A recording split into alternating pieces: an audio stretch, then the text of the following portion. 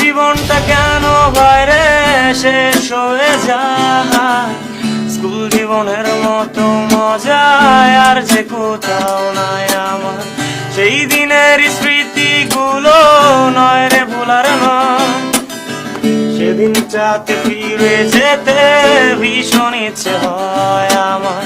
সেই দিনের স্মৃতিগুলো নয় রে ভোলার নয়, সেদিনটাতে ফিরে যেতে ভীষণ ইচ্ছে হয়।